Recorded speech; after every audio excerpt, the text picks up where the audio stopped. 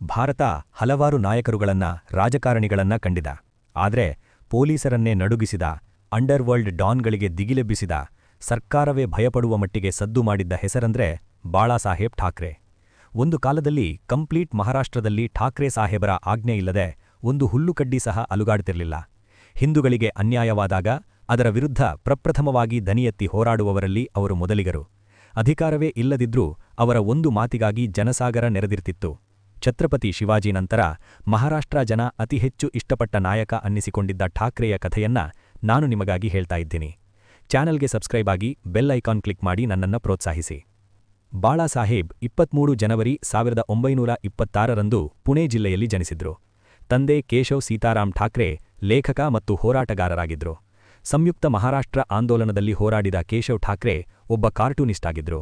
ಮಗನೂ ಕೂಡ ಚಿತ್ರಕಲೆಯಲ್ಲಿ ಅಷ್ಟೇ ಆಸಕ್ತಿಯನ್ನ ಹೊಂದಿದ್ದು ದ ಫ್ರೀ ಪ್ರೆಸ್ ಜರ್ನಲ್ ಎಂಬ ಪತ್ರಿಕೆಯಲ್ಲಿ ರಾಜಕೀಯ ಕಾರ್ಟೂನ್ಗಳ ಮೂಲಕ ವೃತ್ತಿಜೀವನವನ್ನ ಆರಂಭಿಸಿದ್ರು. 1950ರಿಂದ 60ರ ಅವಧಿಯಲ್ಲಿ ಮಹಾರಾಷ್ಟ್ರದಲ್ಲಿ ವಲಸಿಗರ ಸಂಖ್ಯೆ ಹೆಚ್ಚಾಗಿತ್ತು. ಗುಜರಾತಿಗಳು ಮತ್ತು ಉತ್ತರ ಭಾರತದವರು ಹೆಚ್ಚಿಗೆ ಮುಂಬೈಗೆ ವಲಸೆ ಬಂದು ಸ್ಥಳೀಯ ಮರಾಠಿಗರಿಗೆ ಉದ್ಯೋಗದ ಅಭಾವ ಉಂಟಾಯಿತು. ಇದರಿಂದ ಬೇಸರಗೊಂಡಂತ ಬಾಳಾಸಾಹೇಬ್ ಠಾಕ್ರೆ ಮಾರ್ಮಿಕಾ ಎಂಬ ವಾರ್ತಾಪತ್ರಿಕೆಯನ್ನ ಆರಂಭಿಸಿ ಮರಾಠಿ ಜನರ ಹಕ್ಕುಗಳು, ಉದ್ಯೋಗ ಮೀಸಲಾತಿ, ಅನ್ಯರಾಜ್ಯದವರ ಕಿರುಕುಳಗಳ ಹಾಗೂ ಅನ್ಯಾಯಗಳ ವಿರುದ್ಧ ಪ್ರಕಟಣೆಗಳನ್ನ ಆರಂಭಿಸಿದ್ರು. ಇದು ಜನರಿಗೆ ಠಾಕ್ರೆ ಬಹುಬೇಗನೆ ಹತ್ತಿರವಾಗುವುದಕ್ಕೆ ಸಹಾಯ ಮಾಡಿತು. ಇದರಿಂದ ಉತ್ತೇಜಿತರಾದಂತಹ ಠಾಕ್ರೆ ಛತ್ರಪತಿ ಶಿವಾಜಿಯ ಹೆಸರಿನಲ್ಲಿ ಶಿವಸೇನೆ ಆರಂಭಿಸಿದ್ರು. ಶಿವಸೇನೆ ಸಂಪೂರ್ಣವಾಗಿ ಹಿಂದೂ ಸಿದ್ಧಾಂತಗಳ ಪರವಾಗಿ ಹೋರಾಡುವ ಸಂಘಟನೆಯಾಗಿತ್ತು. ಹೀಗಾಗಿ ಕೆಲವೊಮ್ಮೆ ಮಹಾರಾಷ್ಟ್ರದಲ್ಲಿ ಧರ್ಮ ಸಂಘರ್ಷ, ಹಿಂಸಾತ್ಮಕ ಚಟುವಟಿಕೆಗಳಿಗೂ ಕಾರಣವಾಗುತ್ತಿತ್ತು.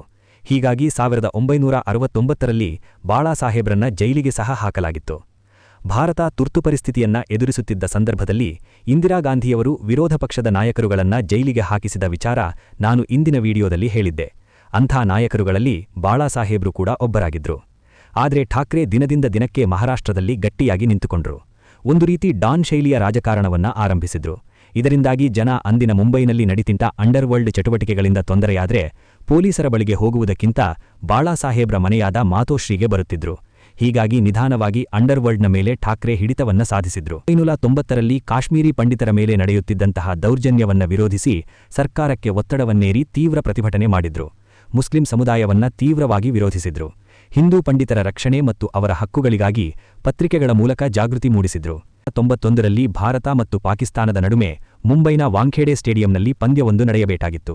ಆದರೆ ಅದನ್ನ ವಿರೋಧಿಸಿ ಶಿವಸೇನೆಯ ಮೂಲಕ ಹೋರಾಟ ಮಾಡಲಾಯಿತು.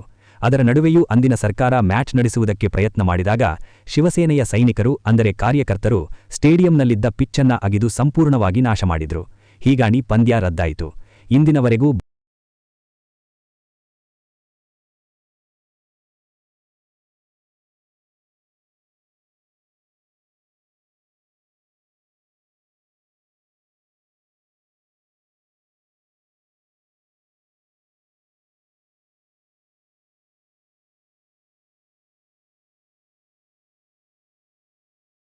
ರಲ್ಲಿ ಬಿಜೆಪಿ ಮತ್ತು ಶಿವಸೇನೆಯ ನಡುವೆ ಮೈತ್ರಿ ಸರ್ಕಾರ ರಚನೆಯಾಯಿತು.